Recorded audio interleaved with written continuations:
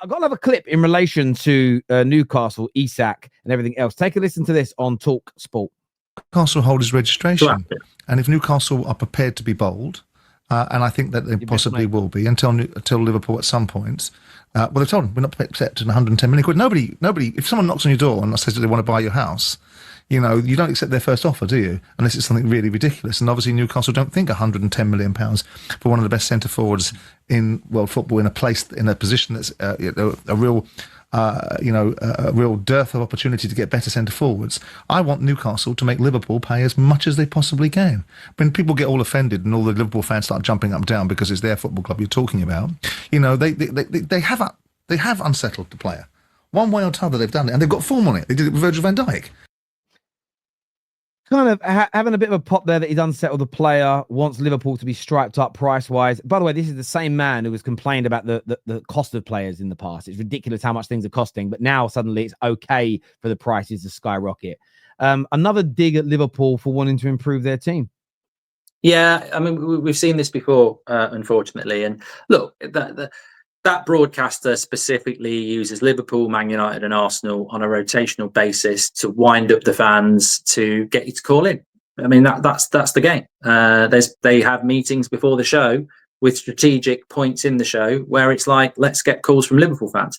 So I'm very wary of having been part of that process to jump on it other than to say Liverpool have done nothing wrong. As I've said before, at no point have I think Liverpool done anything wrong. And we always forget the player in this. Like, people think Liverpool have gone, let's go on and settle Isak. Totally and utterly not understanding modern football, where footballers themselves are brands. Marcus Rashford could have gone to multiple clubs. He wanted Barcelona.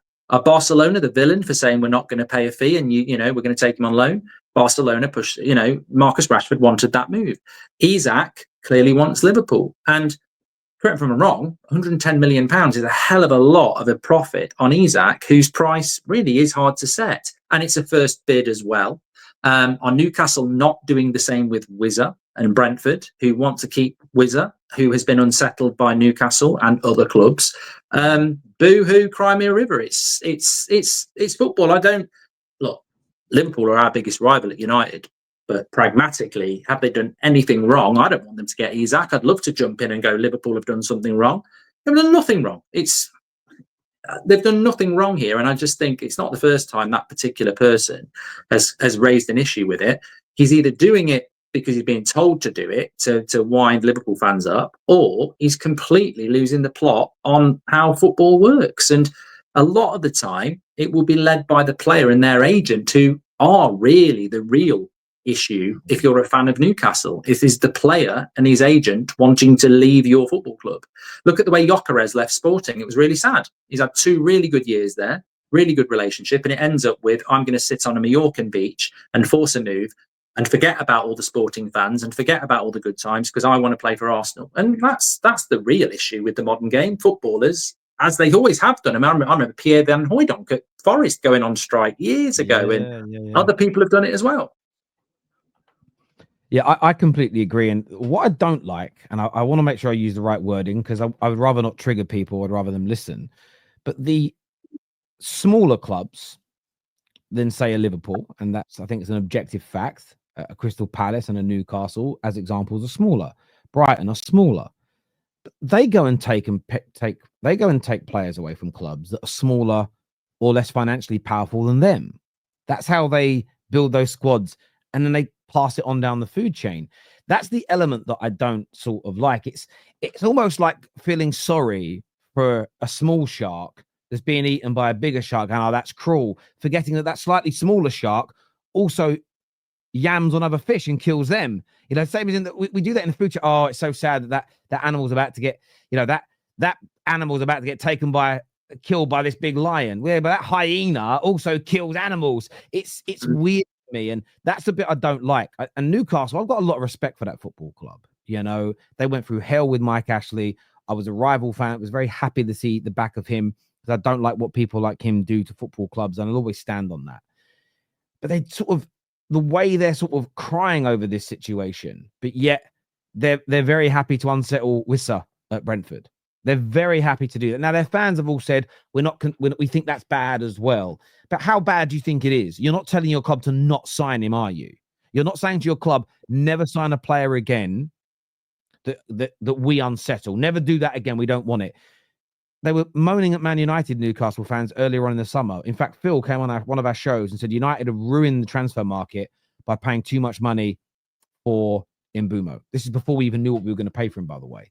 Yet, when we went through the maths on the show, based on market value, Newcastle have paid over market value for all but one player since their new owners have come in. It's like, okay, so we're suddenly the bad guys, but you guys haven't done it.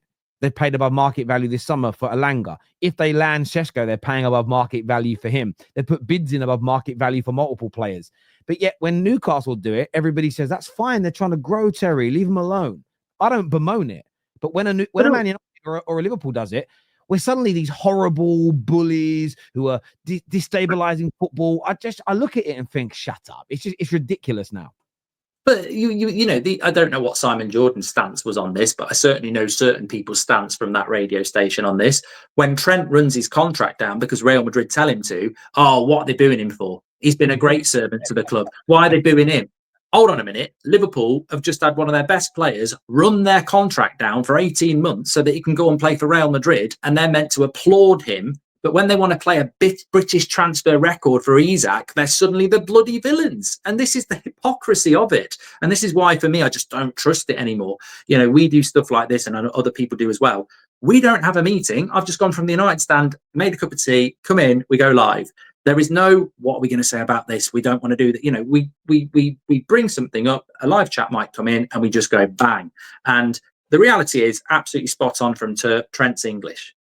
That's probably what it is, because it's that bias. But I don't trust this sort of stuff because they, you know, fair play, their numbers are good, and the same with other mainstream stuff. But unfortunately, this has always been my issue with the mainstream. It's so fucking scripted.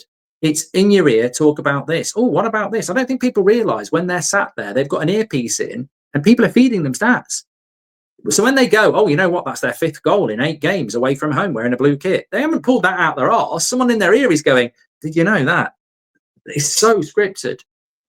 No, I totally agree. As you say, how can you... And the hypocrisy stinks as well. They'll say one thing one day and then tomorrow they'll say something else. Well, this is why I spent the last 3 years calling out things they said about Arsenal. And a lot of people are like, oh, you shouldn't defend Arsenal. It's again, that surface level analysis that I'd expect from a 5-year-old or from my dog. You know, please throw me the ball. Huh? No, I'm not defending it because it's Arsenal. I'm defending it because one day it's going to be against my club. And I just want, and hope I get it, from the people that enjoy what I do, an air of credibility. Do you know what? Terry called it out when they said that about Liverpool. He called it out when they said it about Man United. I'll back him when he says it about United. Sorry, but he said when it was Liverpool, when it was Arsenal, when it was Chelsea, he said it. He's got the same energy for Man United, and I do. You know, I don't have any issue with owners from any part of the world owning Premier League football clubs. Part of the reason is I'm just open-minded like that.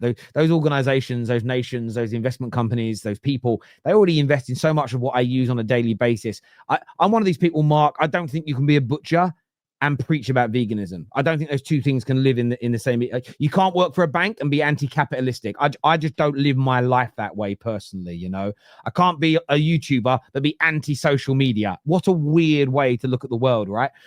And I see the same in football. You know, it's like, well, if I'm going to consume these products, I'm going to watch. When the Super League was going to happen, I moaned about it for 24 hours, and then I had this moment, this little epiphany where I went, if it happens and there's games, am I going to do live match reactions to it? I was like, yeah.